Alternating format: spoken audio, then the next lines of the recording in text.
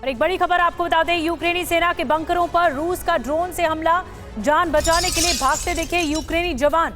हमले में कई यूक्रेनी जवानों की मौत का दावा भी किया जा रहा है। रूसी हमले में यूक्रेन के कई टैंक भी तबाह हो गए।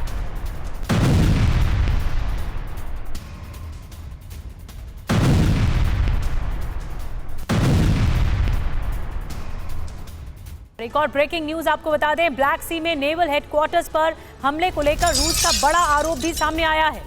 अमेरिका ब्रिटेन का हाथ हमले की रणनीति में, और अमेरिका ब्रिटेन ने ये रणनीति बनाई है, ये रूस का कहना है। रूस नेटो की सैटेलाइट से भी यूक्रेन को मदद मिली है, ये भी रूस कह रहा है।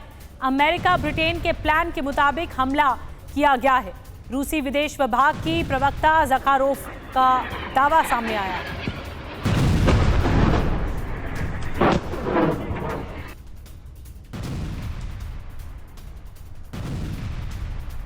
तो आइए अब आपको बताते हैं कि रशिया के जो एलिगेशंस हैं, जो आरोप हैं, वो क्या है, क्या कह रहा है रशिया।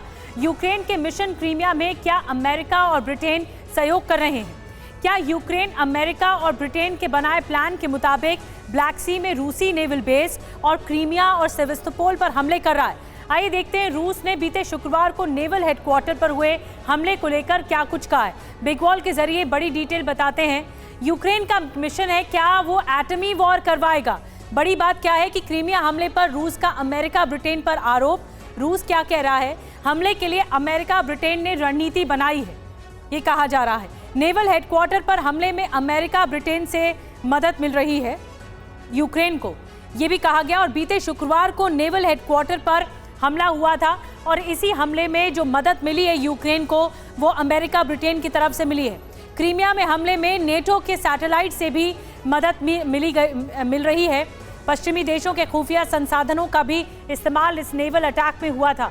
और आपको बताते हैं कि जो क्रीमिया पर आरोप लग रहा है, क्या वो एटमी वॉर करवाएगा? आइए इस पर और डिटेल में बात करेंगे। लेकिन रूस ने बड़ा आरोप लगा दिया है। अमेरिका ब्रिटेन पर ये बहुत बड़ा आरोप लगाया गया है। साफ तौर पर यह कहा गया है कि जो सैटेलाइट से, रडार से विजिलेंस रखा गया, वो अमेरिका के जरिए रखा गया, ब्रिटेन के जरिए रखा गया और यूक्रेन को पूरी मदद मिल रही है। कुछ और डिटेल में आपको बताते हैं क्या कुछ और मदद मिल रही है और क्या कहा जा रहा है। सवाल क्या है? क्रीमिया पर बार बार किए जा रहे हमले से रूस बौखलाया हुआ है। रूस कई बार धमकी दे चुका है कि अगर क्रीमिया तबाह किया तो वो अमेरिका ब्रिटेन को भी खाक में मिला देगा। वही सवाल ये भी है कि क्या अमेरिका ब्रिटेन से रूस बदला लेगा क्रीमिया को लेकर? क्या अब रूस और नेटो में सीधी जंग होने वाली है? कुछ सवाल ऐसे हैं जो वाकई बहुत बड़े सवाल हैं। क्या रूस परमाणु हथियारों का भी इस्तेमाल करेगा? ये वो सवाल हैं जिनके जवाब तलाशे जा रहे हैं। अब यूक्रेन पश्चिमी देशों से मिलने वाले हथियारों की ताकत पर युद्ध लड़ रहा है, लेकिन बीते कुछ महीनों से यूक्रेन को रिटायर्ड और एक्सपायर्ड का फिर ठीक से काम नहीं करने वाले हथियार सप्लाई किए जा रहे हैं। यूक्रेन ने इसका विरोध भी दर्ज कराया है। अब जर्मनी ने यह स्वीकार भी किया है कि तकनीकी गड़बड़ी वाले हथियार यूक्रेन भेजे गए थे। नेटो देश ऐसा क्यों कर रहे हैं? क्या जानबूझकर यूक्रेन की मदद रोकी जा रही है या मदद रोकने की कोई और वजह है? इस रिपोर्ट में जानिए।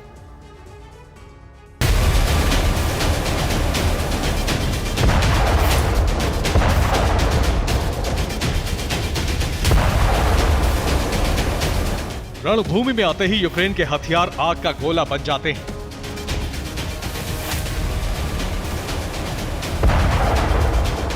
नेटो देशों से आने वाले बख्तरबंद वाहन रूस के प्रहार से एक झटके में नष्ट हो जाते हैं।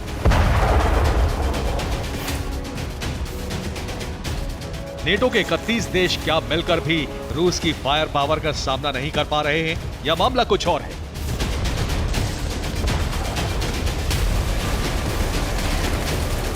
नेटो देश दावा करते हैं कि रूस से मुकाबले के लिए यूक्रेन को एडवांस हथियार दिए जा रहे हैं, लेकिन बीते कुछ दिन में जो हुआ वो अलग ही कहानी की तरफ इशारा कर रहा है।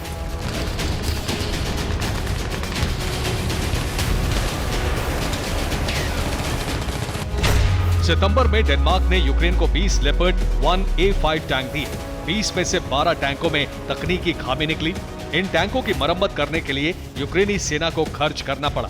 डेनमार्क सरकार ने यह स्वीकार भी किया कि यूक्रेन को तकनीकी खामी वाले हथियार भेजे गए। अब डेनमार्क के साथ साथ जर्मनी ने भी ये बात मानी है। ये है जर्मनी की रक्षा मंत्री अन्नालेना बेयरबॉक। ट्रांसफर फाइल पर इनके हस्ताक्षर होने के बाद ही नेटो देश जर्मनी के हथियार यूक्रेन को दिए जाते हैं।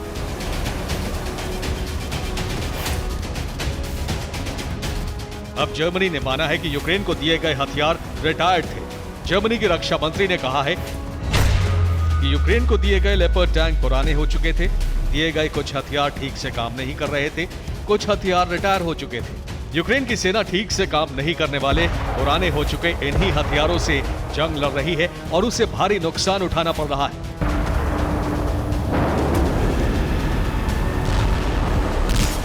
सवाल यह है कि यूक्रेन को पुराने हथियार क्यों दिए जा रहे हैं, तो इसका जवाब है नेटो की बैठक। 26 सितंबर को नेटो की एक बैठक हुई। बैठक में यूक्रेन को हथियार सप्लाई का मुद्दा रखा गया। कई नेटो देशों ने हथियारों की कमी की बात कबूल की।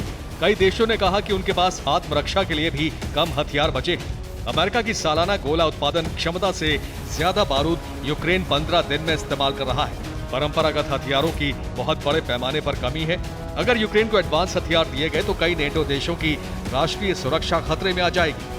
नेटो देश अपना घर फूंक कर रूस की बर्बादी का तमाशा नहीं देखना चाहते और इसीलिए मदद के नाम पर यूक्रेन को वो हथियार दिए जा रहे हैं जिनकी मरम्मत करने का खर्च ज्यादा है, जिनके पुर्जे बनने बंद हो चुके हैं या फिर उनको रिटायर कर दिया गया है। Bureau report, TV9 Bharatvarsh.